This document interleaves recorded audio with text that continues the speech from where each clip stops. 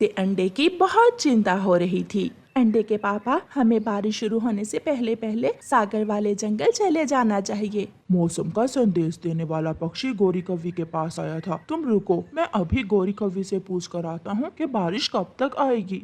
मामा चिड़िया अपने टूटे हुए घोंसले में बैठी हुई थी और पापा चिड़िया गौरी कौवी से मौसम की जानकारी लेने चला जाता है।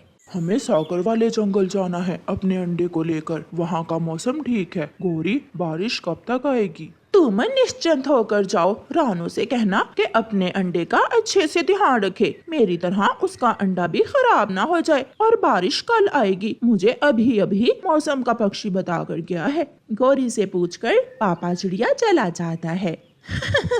मेरी तरह उस छोटी चिड़िया का अंडा भी रास्ते में ही टूटेगा, क्योंकि बारिश अभी थोड़ी ही देर में आने वाली है। मक्कार गोरी खुद से ऐसे बातें करते हुए हंसती है। पापा चिड़िया और मम्मा चिड़िया अपना सफर शुरू करते हैं। मम्मा चिड़िया ने अपना घोंसला जिसमें एक अंडा था उठाया हुआ था। अभी वो थोड़ी ही दूर गए थे कि तेज बारिश शुरू हो जाती है। यहाँ रुकना ठीक नहीं है, कोई चील हमसे अंडा छीन सकती है। मगर ऐसी बारिश में उड़ना बहुत मुश्किल है। हवा तेज हो जाती है और एक तेज हवा का झोंका मम्मा चिड़िया को अपने साथ ही उड़ा ले जाता है। पापा चिड़िया अपनी पत्नी और अंडे को बचाने की कोशिश करता है, मगर वो दूसरी दिशा में उड़ जाता है। वो एक दूसरे से बिछड़ जाते हैं। मम्मा चिड़िया दूर जाकर एक पेड़ से टकरा कर गिर जाती है और बेहोश हो जाती है। पापा चिड़िया भी हवाओं के दोष पर उड़ता हुआ दूसरे जंगल पहुंचकर एक बेरी के पेड़ में फंस जाता है। सारी रात बारिश होने के बाद बारिश रुक जाती है। एक बुलबुल उड़ती हुई बेरी के पेड़ के पास आती है। ये चिड़ा कोई विदेशी चिड़ा होगा, मुझे इसकी मदद करना होगी। बुलबुल पापा चिड़िया को कांटों से बाहर निकालती है। मेरी पत्नी, मेरा अंडा, सब खत्म हो गया। हौसला रखो, कल की बारिश ने बहुत से पक्षियों की जान ले ली है। मेरी पत्नी भी कल की बारिश में मुझसे जुदा हो गई। पापा चिड़िया रोने लगता है। वो समझता है कि उसकी पत्नी मर गई है और अंडा तो जरूर टूट गया होगा। मगर जब मम्मा चिड़िया होश में आती है तो पास ही उसका अंडा सुरक्षित पड़ा हुआ था। मेरा अंडा बच गया। फिर अचानक उसका ध्यान अपने पति की तरफ जाता है। अंडे के पापा, शायद हमारा साथ यहाँ तक ही था। मैं बच गई हूँ। इससे तो अच्छा था कि हम दोनों एक साथ ही मर जाते। और मम्मा चिड़िया यही समझती है कि उसका पति मर गया होगा। इस जंगल में दाना तो नहीं, मगर फलदार पेड़ जरूर हैं। आप यहाँ अपना घोंसला बनाकर रह सकते हो। बुलबुल पापा चिड़िया को अपने साथ ले जाती है और पापा चिड़िया बुलबुल के साथ वाले पेड़ पर अपना घोंसला बनाने का काम शुरू करता है। मामा चिड़िया ने भी अपने घोंसले को एक पेड़ पर रखकर उसके टूटे फूटे तिनकों को ठीक करना शुरू कर दिया था।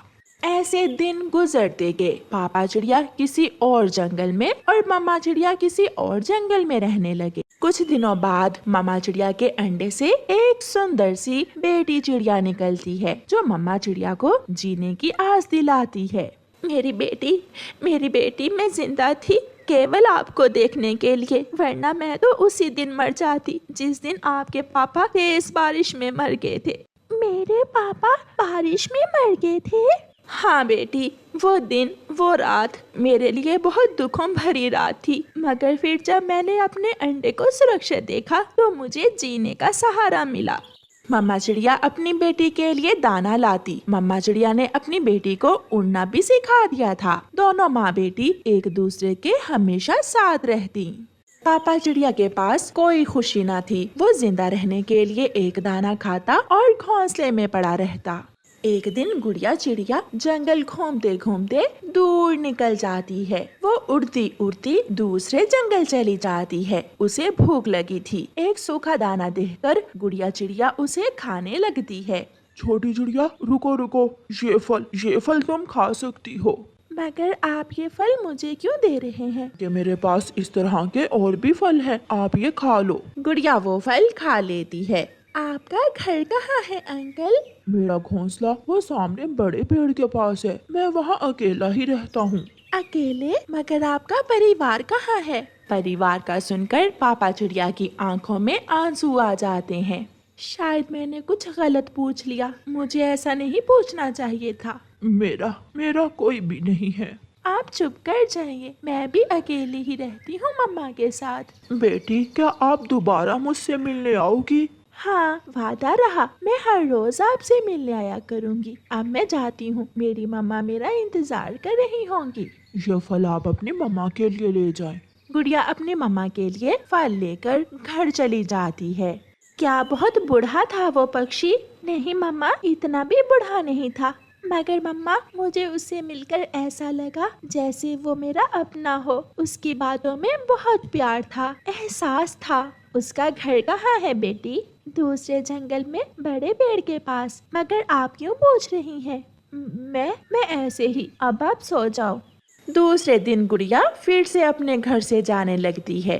गुड़िया बेटी, मैं भी आपके साथ जाऊंगी। क्या आप भी मेरे दोस्त अंकल से मिलना चाहती हैं? हाँ, न जाने क्यों मेरा दिल कर रहा है उसे देखने को।